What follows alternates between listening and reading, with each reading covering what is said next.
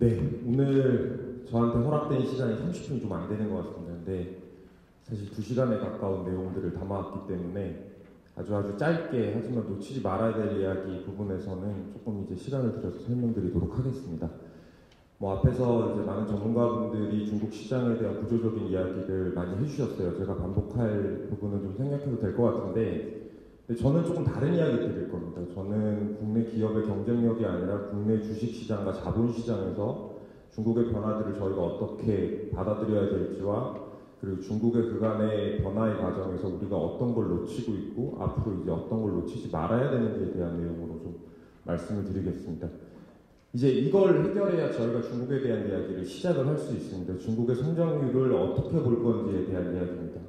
보시면은 2012년부터 중국의 GDP 성장률은 좋게 설명하면 완만한 성장률의 둔화를 이어갔던 것들이고, 그리고 이걸 아마 주식시장에서 수요로 판단해야 된다면 비중 축소를 해야 할 그림인 것 같아요. 근데 저희는 이 GDP 성장률을 중국의 어떤 변수로 보고 판단하고 있지 않습니다. 올해 저희 전망치가 아니라 시장 전망치를 제가 분기별로 적어봤는데, 올해에 대한 경기 둔화의 폭도 최근 3, 4년간 이어진 중국의 경기 둔화 혹은 성장률의 둔화와 다르지 않을 거다라고 보고 있습니다. 그리고 조금 더 길게 본다면 2020년까지 중국이 5% 초중반 혹은 6%를 하회할 수 있는 성장률의 둔화는 이어질 거라는 거죠.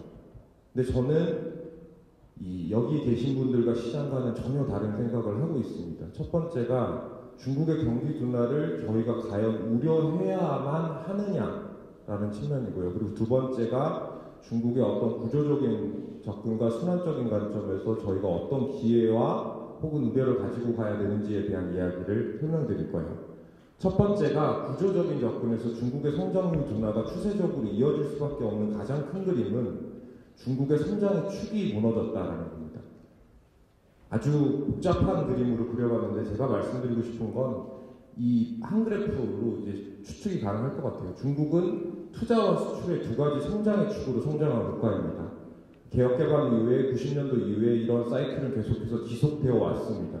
근데 중국의 수출과 투자의 첫 번째 축이 무너졌던 건 언제입니까? 미국발 금융위기죠. 보시는 것처럼 미국발 금융위기에 중국의 첫 번째로 이 성장의 축 하나가 무너지기 시작했습니다. 근데 중국이 또다시 두 자릿수 성장률로 리바운드 할 수 있었던 건 조각낸 수출의 수요를 투자를 통해서 메워왔기 때문입니다. 그때 4조 위안의 보양 정책이 있었고 국내에도 차화정과 칠공주로 아주 즐거웠던 적이 있었죠. 근데 2012년에 제가 선을 하나 그어놨습니다. 이 투자와 수출의 두 가지 성장의 축이 동반적으로 무너지면서 앞서 보시는 것처럼 GDP 성장률 둔화가 추세적으로 이어지고 있는 것들이죠. 그러면 이 투자와 수출의 성장의 축이 다시 턴어라운드에서 올라갈 수 있을까라는 고민이 그러기가 쉽지 않을 거라는 거죠. 그래서 시진핑의 개혁의 마지막 공통분모는 새로운 성장 동력에 대한 발굴, 그리고 투자와 생산이 아닌 소비 중심의 경제 구도로 가는 것들이죠. 근데 이제 무게추를 달아야 된다면 그 구간에서 성장률 둔화가 나타나는 과정 자체를 저희는 크게 우려스럽게 보고 있지 않다라는 거죠. 한국의 관점에서 본다면 중국의 성장의 추계 변화에 우리가 맞춰서 가고 있는지가 핵심일 거다라는 생각을 하고 있습니다. 이 부분은 조금 짧게 설명드릴게요. 워낙에 최근에 중국의 부채에 대한 문제와 기업의 부실에 대한 이야기들이 많이 나오고 있어서 결론만 좀 말씀드리겠습니다. 보시는 것처럼 중국의 GDP와 유동성을 나타내는 M2와 중국의 은행의 대출 잔액은 아주 빠르게 증가하고 있습니다. 그래서 이제 중국이 글로벌 국가들과 비교해서는 낮은 부채 수준은 아니지만 이 파란색, 이 GDP에서 차지하는 전체 경제에서 차지하는 기업 부채에 대한 우려를 저희가 하고 있는 것들인데, 저는 중국의 잠재적인 우려를 부정하지는 않습니다. 중국이 지난 고성장에서 쌓아왔던 이런 잠재 불안감들은 당연히 해소되어야 되는 문제지만, 저희가 놓치지 말아야 될 건 이 중국의 잠재적인 불안감들을 부정하지 말자라는 이야기가 아니라 이게 과연 현실에서 이어질 수 있는 이야기고, 그러한 것들이 우리에게 미치는 영향도가 어떤 건지에 대한 본질을 접근하셔야 되는데, 한국은 이 경상이라고 이야기하는 무역이 GDP에서 100%가 넘는 몇 안 되는 국가입니다. 그리고 한국이 전 세계에서 얻는 무역 흑자를 다 더해도 중국 단일 국가에서 얻는 무역 흑자를 초과하지 못하죠. 돌려서 이야기 드리면 한국은 중국과의 무역 거래가 똔똔이면 글로벌 탑티어 무역 적자국이라는 이야기입니다. 그 정도로 중국 경제에 대한 의존도가 높은 나라가 중국에 대한 이 잠재적인 우려감들을 확인하는 건 외신이라는 거죠.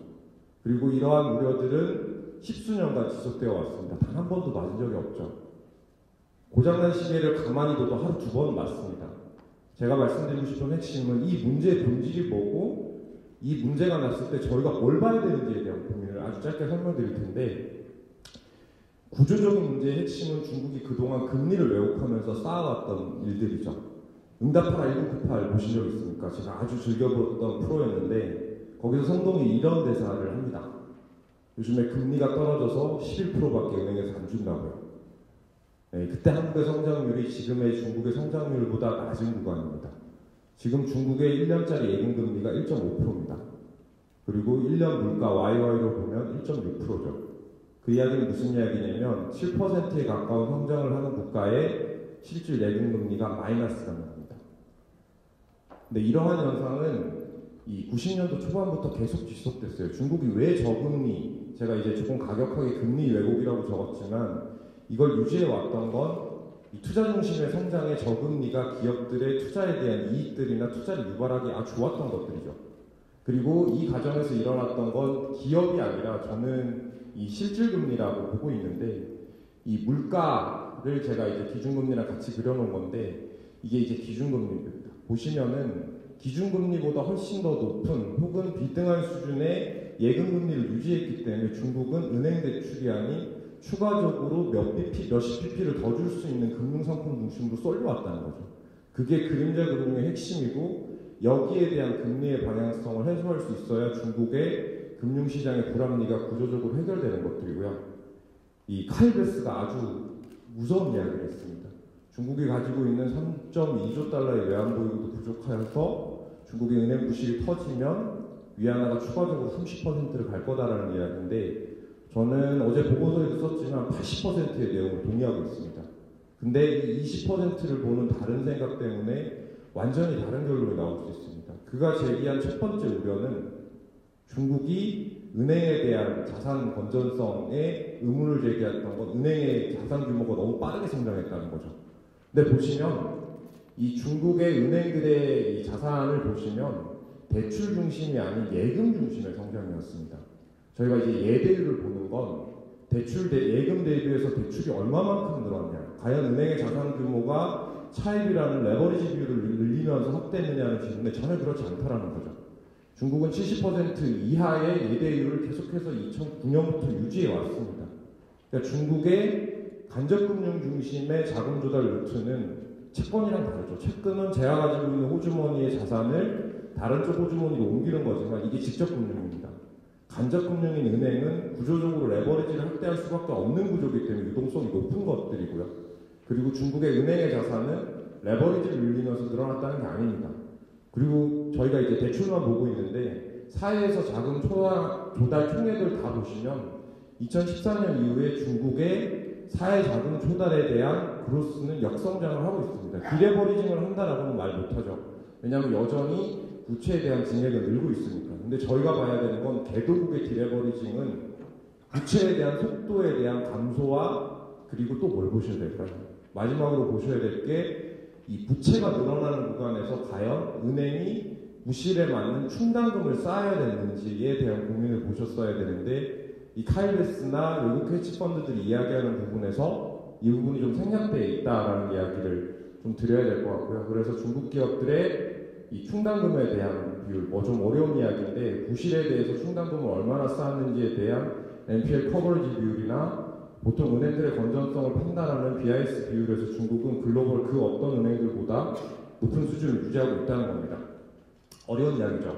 그럼 이제 뭘 봐야 되는지에 대한 이야기는 아주 간단할 것 같아요. 이 한 나라의 기업들이 부실이 높아지는 건 여러 가지 지표를 보고 있습니다. 이제 부실률 같은 것들도 있는데 이건 대부분 후행하는 지표들이죠. 선행하거나 동행하는 지표에서 뭘 보십니까? 그 나라의 부실에 대한 그림이나 그 나라 기업에 대한 디폴트 여부를 외신을 통해서 확인하는 나라는 아마도 대한민국밖에 없을 겁니다. 중국의 부실을 판단하는 건 핵심은 금리여야 합니다. 그리고 이 금리에 대한 그림의 핵심은 중국의 신용채, 회사채들에 대한 그림이 되겠죠. 그래서 저희는 중국의 은행채와 회사채 신용 스프레드를 가장 유심히 보고 있습니다. 근데 이제 시장이 의문을 가지는 건 이거죠. 이게 과연 중국의 부실 기업들의 금리나 혹은 크레딧에 대한 시장의 의견을 반영하고 있냐?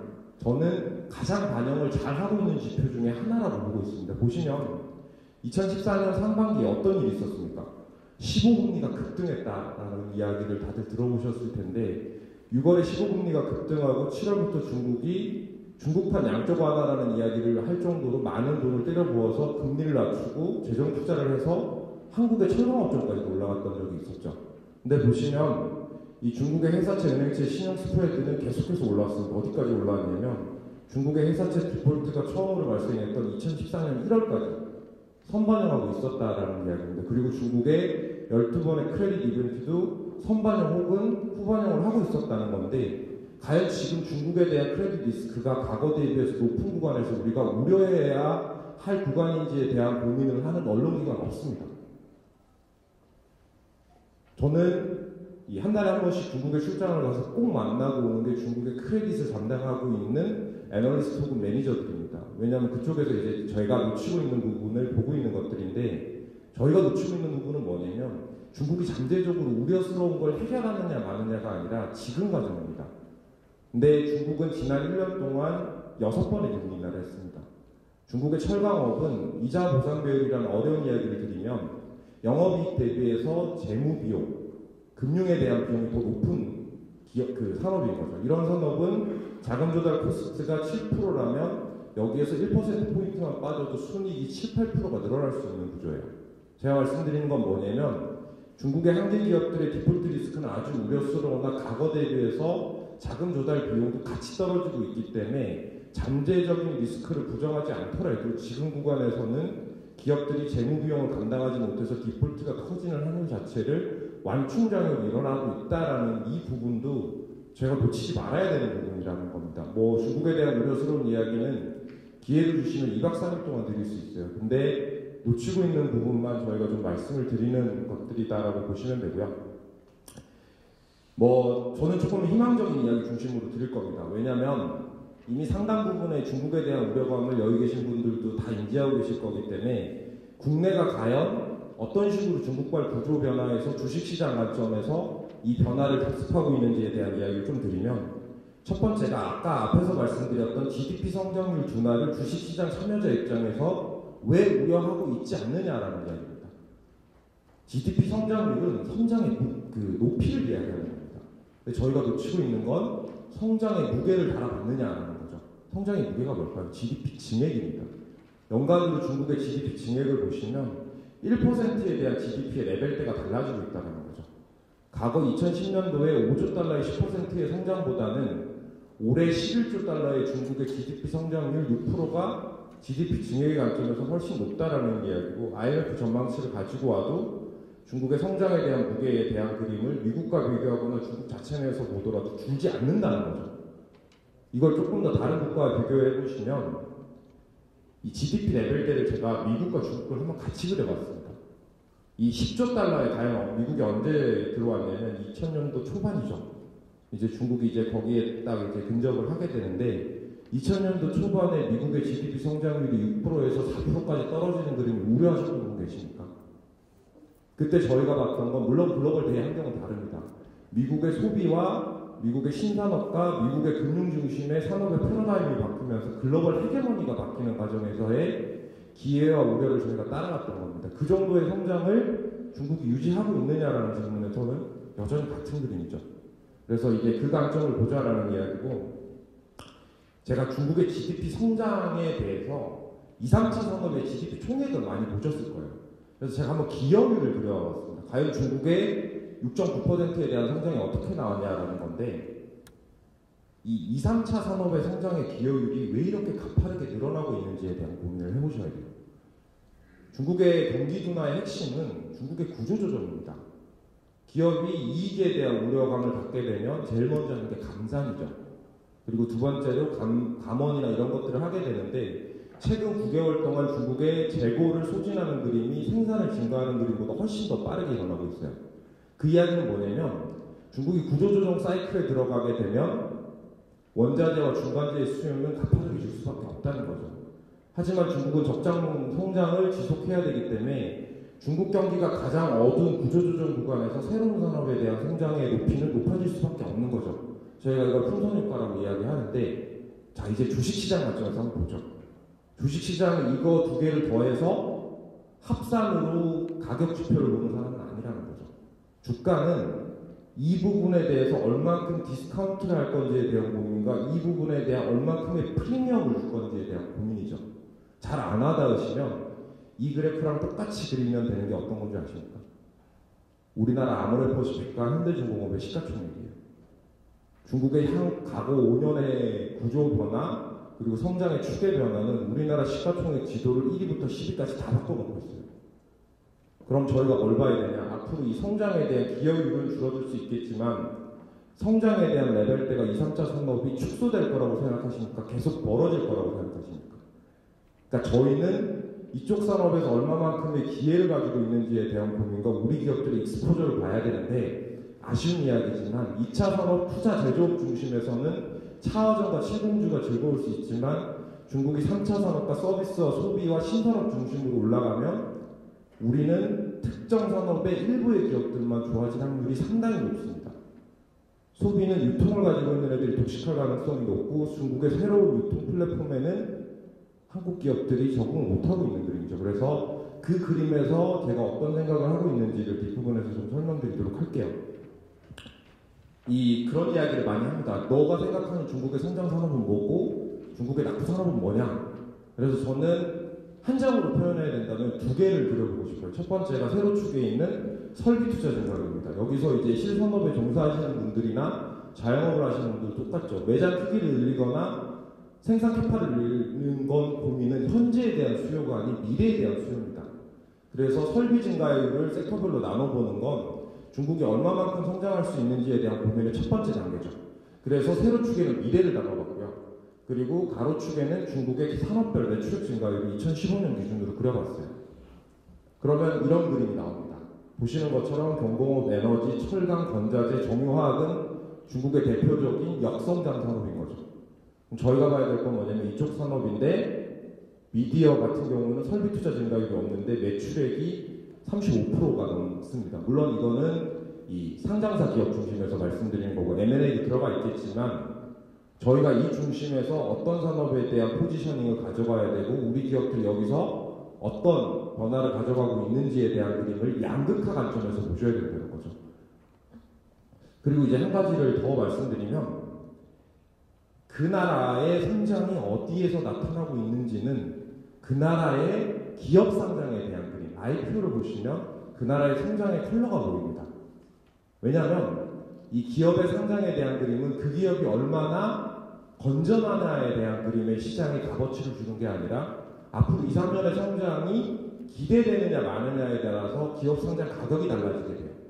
그래서 중국의 2015년 IPO 트렌드를 한번 봤더니 환경, 헬스케어, 석유화학, IT, 경공업, 자동차, 미디어 이런 산업들이 핵심 동력이었다는 거죠. 이런 산업들이 자금을 조달해서 부가가치를 만들고 있는 것들인데 제 말에 하나 거슬리는 부분이 있지 않습니까? 왜 석유화학이 들어가 있지? 중국의 대표적인 과잉산업이죠. 근데 이 기업들을 다 발라봤더니 12개 업체가 다 셰일가스 업체였습니다. 그러니까 제가 말씀드리는 건 뭐냐면 중국의 셰일가스가 된다 말다 이런 이야기가 아니에요. 새로운 산업에 대한 정부의 육성이나 그리고 자금을 조달하거나 성장할 수 있는 배경이 아주 우호적인 그림에서 최근 1, 2년이 이어지고 있는데 이 관점에서 우리가 중국에 대한 우려의 높이만큼 고민을 해봤냐는 이야기를 드리고 싶은 거예요. 그리고 저는 한 가지 장담드릴 수 있어요. 2020년까지 물론 IPO를 포함하겠지만 상해 종합지수가 중국의 대표 지수가 안 될 수도 있다는 생각을 한번 하고 있어요. 왜냐하면 물론 두 지수에 모든 걸 더해봤지만 전통산업과 신성장산업의 시가총액 지도 변화가 중국의 변화에서 아주 빠르게 나타나고 있다는 겁니다. 그리고 이제 중국의 13차 5개년 계획을 잘 보셔야 될 거예요. 왜냐하면 중국은 아주 재밌는 나라예요. 10년의 지도부를 갔는데 5개년 계획들이 이 지도부의 시작과 맞닥뜨려 있지 않아요. 그래서 시진핑이 3, 4년 차에 들어서야 13차 5개년 계획이라는 게 만들어지죠. 지난 3년은 후진타오 정부가 제정해 놓은 12초 5개년 계획의 범주에서 5개년 계획을 완성시키는 그림이었는데 과연 시진핑 정부가 이야기하는 13초 5개년의 계획에 어떤 방향성이 있는지에 대한 고민을 분명히 해보셔야 될 거예요. 네, 마음이 급하네요. 그 5가지 이야기를 드리고 싶어요. 그래서 우리가 중국의 구조 변화에서 놓치지 말아야 되는 이슈들입니다. 시장에서 회자되고 있는 이야기들은 웬만하면 줄여서 가려고 생각을 하고 있는데 이 첫 번째로 중국의 과연 정책의 테마는 뭘까라고 보시면 첫 번째가 성장 지도에 대한 이 그림을 바꿔나가려고 하고 있고 그리고 비슷한 이야기로 신성장 동력을 찾는 그림 그리고 이제 앞서도 많은 분들이 강조해 주셨지만 환경과 에너지 그리고 중국의 도시화와 금융시장의 개혁이나 시장화 혹은 대외 개방을 이야기하고 있는 것들이죠. 그래서 지금 구체적으로 나온 정책들이 이런 것들이 있는데 수요업종에 대한 고민을 보시면 첫 번째로 중국의 신성장 산업의 수혜에서는 한국이 먹을 게 없어요. 아쉬운 이야기지만 이제 우리가 중국에서 배워야 되는 기술들이나 배워야 되는 산업들이 계속해서 많아지고 있습니다. 저희가 부정하고 있지만요. 그래서 중국의 드론이나 스마트 그리드, 핀테크, 사물 인터넷, 3D 프린트 대표적인 애들의 시가총액을 보시면요. 나스닥까지 포함해서 중국 애들이 1위부터 10위까지 해서 두세 개 업체를 최첨단 산업에서 상위 업체로 이제 올라가 있습니다. 그런 이야기는 뭐냐면 중국이 우리보다 선진 기술에 대해서 아주 빠른 변화를 가져가고 있는데 완성품의 경쟁이 아닌 중간재에서도 이쪽 방면 수출이 늘지 않고 있다는 건 제가 생각해봐야 될 이슈가 될 것 같아요. 그리고 이제 환경 부분이나 이제 지금 시장이 주목하고 있는 구조조정 관점에서의 변화를 좀 보셔야 될 것 같고요. 그리고 저는 중국에서 거짓말 안 하는 지표 하나가 인구라고 생각을 하고 있습니다. 이게 뭐 과거 저희가 이제 사회를 배웠을 때의 그림을 한번 돌이켜서 생각을 해보시면 이건 선진국의 인구 구조도입니까? 아니면 개도국의 인구 구조도입니까? 명확한 선진국의 방향성이죠. 베트남이나 인도네시아나 인도를 보시면 명확하게 삼각형이에요. 근데 중국은 벌써부터 배가 나오기 시작했어요. 인당 소득 3만 달러가 아닌 10,000달러 이하에서 걷는 개도국의 이 고령화가 얼마만큼 큰 이 산업에 대한 변화와 혹은 압축 성장이 나올 수 있을지에 대한 고민을 보셔야 되는데 여태까지는 중국의 20, 30대의 인구들이 우리나라 주식시장이나 국내의 가장 큰 소비재 수요들이었죠. 근데 최근에 중국이 산화 제한 정책을 제한한다라고 폐지한다라고 이야기를 하니 요걸 보고 있는 거죠. 근데 제 관점에서는 하수입니다. 중국이 산화 제한 정책을 폐지했던 구조적인 원인은 개도국이 겪어야 되는 고령화의 이유 때문입니다. 저는 중국의 45세 인구가 만들어내는 실버 소비와 그리고 의료 관광에 대한 그림이 우리나라 한국의 메가 트렌드적인 수요 확장으로 올 거라고 생각을 해요. 요커의 이야기는 14년부터 시작된 이야기예요. 멀지 않은 이야기입니다. 근데 최근에 강남에 가보시면 롯데면세점에 쇼핑백을 들고 다니는 중국 애들보다 머리에 눈에 붕대를 칭칭 감은 중국의 성형수요가 더 많은 걸 아실 거예요. 그리고 좋은 건강검진 센터를 갈 때마다 중국말이 너무너무 많이 들리고 거기에서 중국말을 할 줄 아는 직원들이 늘어나고 있는 건 저희가 실생활에 느낄 수 있는 가장 큰 변화일 거예요. 그래서 저는 중국의 고령화를 보자라는 이야기고 저희는 중국의 헬스케어 산업이 중국의 아주 유망한 산업이다라고 생각을 하고 있습니다.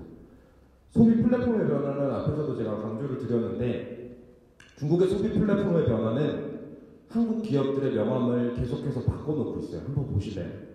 제가 이제 연도별로 해서 제 나름의 이제 산업의 성숙기를 그려봤는데 백화점이라는 플랫폼이 중국에서 가장 빠르게 성장을 했습니다.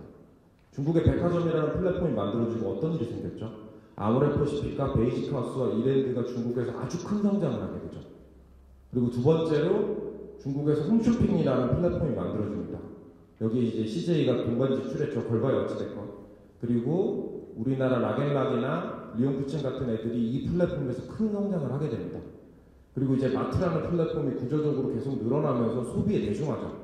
그래서 우리나라가 초코파이를 여기서 팔고 있고 여기에 직접 진출했던 이마트와 롯데는 이제 결국은 쓰린 기업을 안고 이제 철수를 하고 있는데 이건 과거예요. 그러면 지금 중국에서 소비의 핵심은 이거죠. 이커머스입니다. 전자상거래죠. 근데 이 전자상거래 수요 업종이라고 한번 보신 적 있습니까? 없죠. 중국의 소비의 어떤 진액의 핵심은 이 구간에서 일어나고 있는데 저희가 팔 수 있는 상품이 한정되어 있죠. 물론 우리나라 기업들이 이커머스를 통해서 빠르게 확대되고 있는 건 맞지만 저희가 팔고 있는 상품들이 이 상품을 통해서 그로스가 나오느냐, 성장이 나오느냐라는 질문에 저는 아니다라고 생각을 하고 있어요. 근데 이제 한 가지는 되게 긍정적으로 보고 있는 게 있습니다. 저희가 지금 중국에서 팔아야 되는 건, 저는 주식시장에서 이제 인사이트와 기회랑 혹은 고민을 하는 사람인데, 주식시장은 기존에 있던 성장에 대해서는 부가가치를 주지 않아요. 지금에서 없던 성장이나 시장에서 예상했던 성장을 이탈할 정도에 나오는 성장에 대한 프리미엄을 주고 있죠.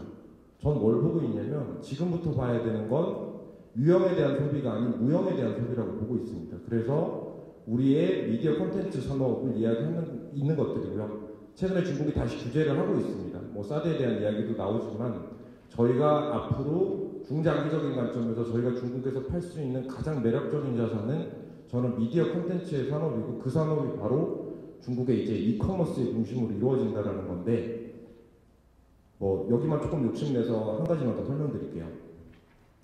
많은 착각을 하고 있어요. 이 한국의 TV의 관점과 뭐 오프라인 플랫폼의 관점에서 우리나라 미디어 콘텐츠업이 소화되고 있다고 생각을 하고 있죠. 근데 여기 계신 분들은 평생 못 볼 플랫폼을 통해서 우리나라의 콘텐츠들이 소비되고 있어요. 왜 우리는 평생 못 볼까요? 미디어 콘텐츠 산업을 결정하는 건 광고 시장의 크기입니다. 그리고 이 광고 시장을 결정하는 건 내수의 규모죠. 우리는 15초 광고로 드라마 한 편과 영화 한 편을 볼 수 있는 내수 시장을 앞으로 평생 만들지 못해요. 근데 중국은 13억 내수 시장이기 때문에 우리가 1,000원짜리 결제하는 상품들이 15초 광고로 공짜로 볼 수 있는 플랫폼이 인터넷 콘텐츠의 소비량의 90%입니다. 중국에 가끔씩 출장 가시는 분들은 최근 5년 동안의 변화를 보시면 길거리에 짝퉁 DVD를 이제 안 팔아요. 중국은 우리가 단 한 번도 겪어보지 못한 플랫폼, 뭐 쉽게 설명드리면 중국판 유튜브가 되겠죠. 를 통해서 이 드라마나 영화나 미디어에 대한 콘텐츠 상품들이 유통되고 있고 이 막대한 내수 규모의 그림은 결국은 광고 시장과 이커머스 시장에서 새롭게 접목되고 있는 그런 패러다임에서 저희 기업들이 기회를 가질 수 있는 걸 봐야 되는데 우리나라 대표적인 미디어 콘텐츠업은 다 중소형 업체예요. 이유가 뭘까요? 단 한 번도 구조적으로 4,800만의 내수 시장을 못 넘어봤기 때문이에요. 근데 저는 중국이 3차 산업 중심과 지식 중심과 미디어 중심의 구조적인 변화가 나타나면 시가총액 지수가 변한다라고 생각을 하고 있고요. 제가 볼 때 우리나라 그룹 중에서 우리가 2, 3년 동안 새롭게 봐야 되는 그룹은 저는 CJ와 LG라고 생각을 하고 있습니다. 그 관점에서 중국의 구조 변화를 좀 잘 따라가자라는 이야기를 드리고요. 그리고 주제가 이제 제가 중국에서 한국에 들어오는 금액들이라서 이 부분을 조금 설명을 드리면 이 중국과 한국의 주요 산업별 매출액 증가율을 제가 그려봤습니다. 근데 보시면 비슷한 그림인데 아주 특이한 그림이 있어요. 첫 번째는 최근 3년의 중국의 섹터 산업별 매출액 증가율을 그려봤고 밑에는 우리나라 작년 2015년 매출액 증가율을 그려봤습니다. 근데 아이러니한 건 중국의 3년의 증가율을 우리가 작년에 그대로 답습하고 있었다는 겁니다. 그래서 중국의 이런 산업들의 변화를 저희가 좀 잘 살펴봐야 된다라는 이야기고요. 그리고 이거는 과거 3년과 미래 3년을 같이 그려봤는데 이게 키포인트예요. 15라는 숫자가. 한국의 GDP 성장이 몇 프로입니까? 저희는 유노멀의 저성장에 세계 경제 성장률 3%를 하회하는 초저성장 국가예요. 한국은 2.5% 성장을 하고 있기 때문에 한국에서 성장 산업이 되려면 GDP 곱하기 2의 성장률이 5%가 맞춰야 돼요. 근데 한국은 5% 맞추는 산업이 앞서 보셨다시피 4-5%밖에 없죠. 근데 중국은 7%에 가까운 성장이면 중국에서 성장 산업이라고 방귀뀌려면 15% 성장률, 한국 GDP 성장률의 6, 7배의 성장을 나오는 산업이 있어야 된다는 겁니다.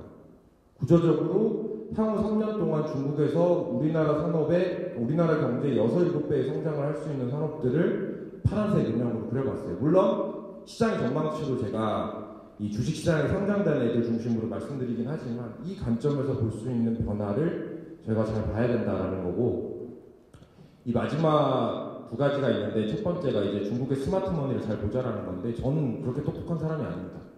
그래서 저는 저보다 똑똑한 사람들이 뭘 하고 있는지를 계속해서 캐치하려고 노력해요. 근데 지금 한국에 있는 똑똑한 자본 중에 가장 큰 그림은 중국 자본인 것 같아요. 그래서 중국 자본들이 크게 두 가지 경로가 있거든요. 이 QD라는 주식으로 들어오는 방법, 그리고 실물에서는 FDI나 뭐 지분 투자로 들어오는 것들이 있는데, 이런 산업들이 어디에 들어오고 있는지를 되게 유심히 살펴보면 이런 산업들 중심으로 오고 있다는 건데, 연도별로 보시면 2014년 이전에는 대부분이 게임 업체였습니다.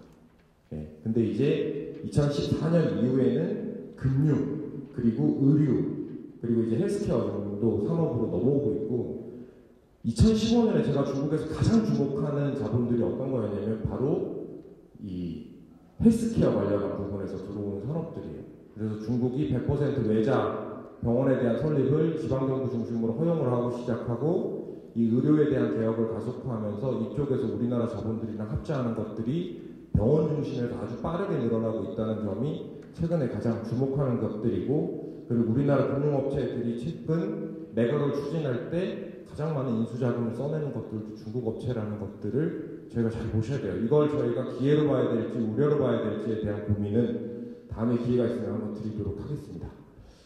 네, 그리고 마지막 이야기예요. 시간 좀 초과했는데 이거 말씀드려도 되겠죠? 제가 이제 메가트렌드라는 어려운 이야기를 적어봤어요. 우리가 이제 한중일에 대한 이야기, 요즘에 좀 들어가긴 했는데, 이런 뉴스 작년에 많이 보시지 않았습니까? 중국 기업들이 한국 기업을 따라오고 있다라는 이야기입니다. 뭐 그 과정에서 우리가 어떤 고민을 해야 될지에 대한 고민인데, 그냥 제 주장입니다. 한번 들어보십시오. 저는 한국과 중국의 산업에 대한 경쟁력 구도의 그런 패러다임이 과거 한국과 일본과 아주 유사해 보인다는 생각을 하고 있습니다. 근데 보시면은 한중일은 아주 특이한 무역 구조를 가지고 있어요. 한국은 중국에서 대규모 무역 흑자를 얻고 있는데, 일본과 중국은 이 무역에 대한 교역량도 줄고 있고 무역에 대한 수지도 거의 똔똔인 그림으로 바뀌어가고 있죠. 근데 제가 이야기를 왜 드리냐면, 아까 이제 그 앞선 발표에서 우리나라 기업들이나 산업들의 국가 경쟁력을 가지고 왔는데, 2012년부터 이제 우리가 어떤 일이 있었냐면, 철강, 기계, 조선, IT, 가전 이런 부분에서 핵심 경쟁력을 일본에서 가져오기 시작하면서 우리나라가 글로벌 탑티어 대기업이 만들어지기 시작하죠. 근데 2012년 이후에 그래서 우리의 한국 수출은 아주 빠르게 늘어났는데, 한국의 이런 일본에서 가져온 경쟁력인 산업들이 늘어나면 늘어날수록 일본에 대한 무역 적자는 계속해서 늘어났다는 겁니다. 그 이유가 뭐냐면, 잘 아시는 것처럼 철강, 금속, 화학제품, 전자전기, 기계, 완성제에 대한 경쟁력은 가지고 왔지만 중간재에 대한 핵심 기술력은 못 가지고 왔기 때문에, 우리나라가 일본에 대한 경쟁력을 높여가면 높여갈수록 중간재에 대한 수요는 일본에서 늘어날 수밖에 없다라는 이야기를 좀 강조드리고 싶어요.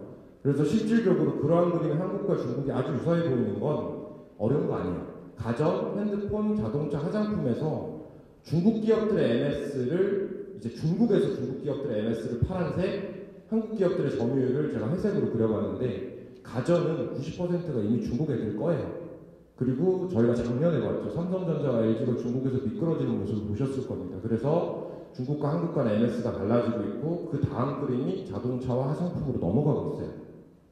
근데 지금 완성제에 대한 경쟁력이 아니라 전 다른 고민을 해보고 싶어요. 완성제에 대한 경쟁력은 저는 변수가 아닐 거라고 봐요.